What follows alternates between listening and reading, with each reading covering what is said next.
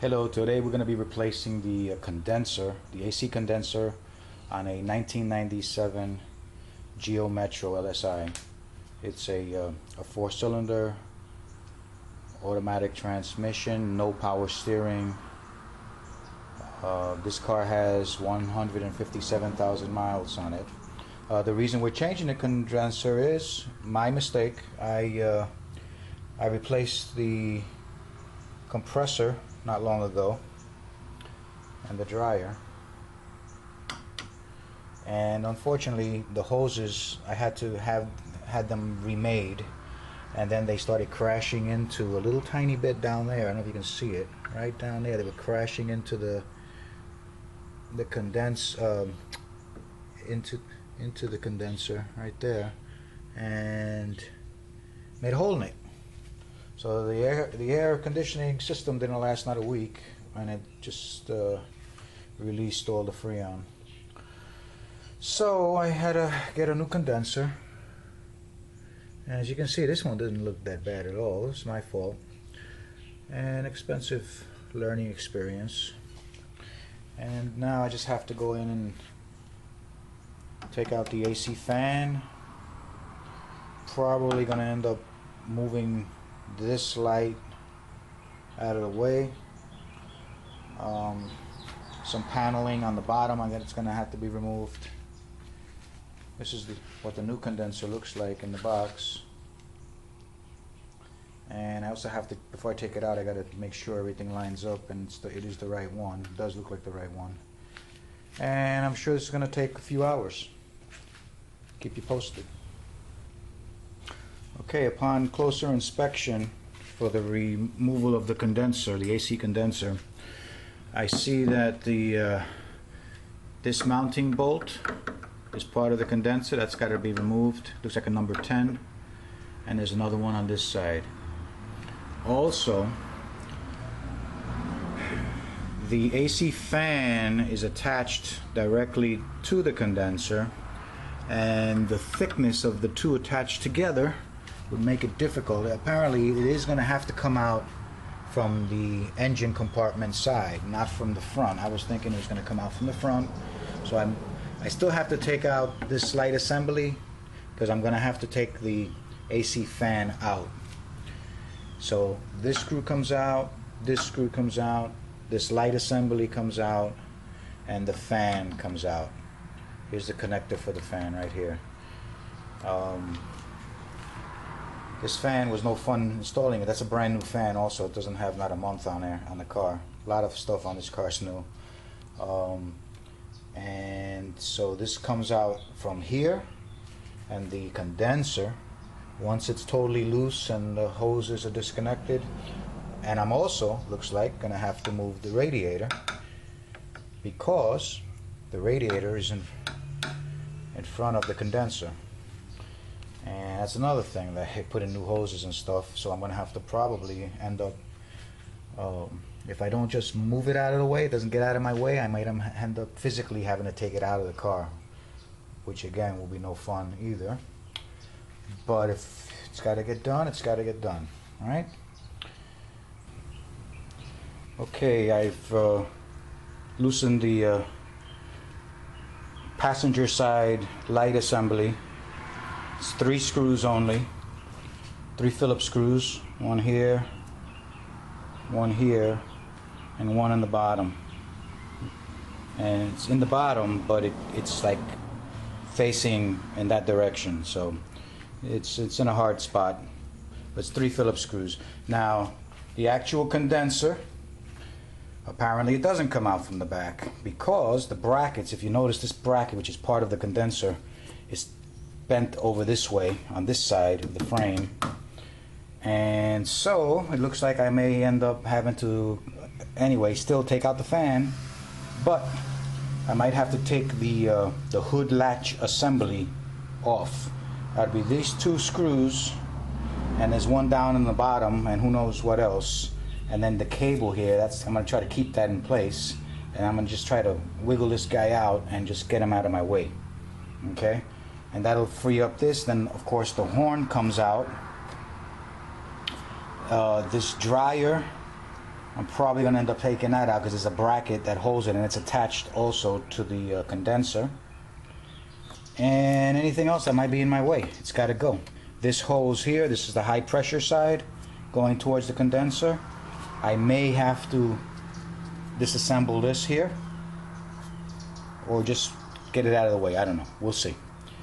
But so far so good. All I've done so far is raise the car up with the jack. Of course, you use jack stands always. If you're going to raise a car, never ever ever work on a car without jack stands. Okay? Unless you want to get killed. And keep you posted. Okay, I've removed the center bracket, which is has part of the latch assembly for the hood cover.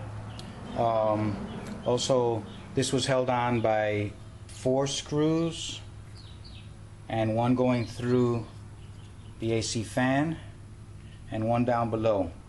Now, something I didn't know you got to be careful of is this little guy right here. I thought it was a relay or something.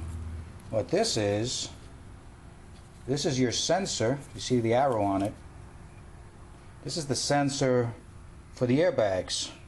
So you want to be really careful with this thing. You don't want to jostle it around or smash it or hit it or do anything with this. This will deploy your airbags if it gets whacked right here in the front. I'm sure it's got to be hard, but I don't want to take any chances with that. That was attached right here, here and here, underneath on the bottom, with the arrow pointing to the front. Okay. So far so good. Just little by little, keep removing items. Next thing, hopefully, will be the fan. He comes out. Okay, I removed the 3 screws that were holding the the fan, the AC fan, in place. So now we can just go ahead and take him out. It's a brand new, pretty brand new. I think it's like a month. This thing. It's a brand new fan. And get him out of the way. So we're getting closer to our objective, which is this guy right here, the condenser. I'm gonna have to take this bracket out, I guess, for the dryer. Still have to take the 2 bolts out. There's 2 bolts at the bottom, one down there and one right over there. See if I can use something to point to it a little better. Right there. That's one of them, and that's the other one. That correlates to this guy on the new one and that guy. Okay, I've removed all the fittings onto the condenser. Now I couldn't get that little Phillips screw there that holds the dryer on, so I'll probably just take the whole thing out and work on it outside of the car. It's a lot easier. And so therefore I had to remove this fitting with the whole dryer and everything. It's all going to come out in one piece, and hopefully it comes out easy. Easy enough. Okay, and this is the condenser. I just have to get that Phillips screw out of there and loosen up that fitting right there. Now the hole that this thing had, or at least one of the holes caused by me, is right around there.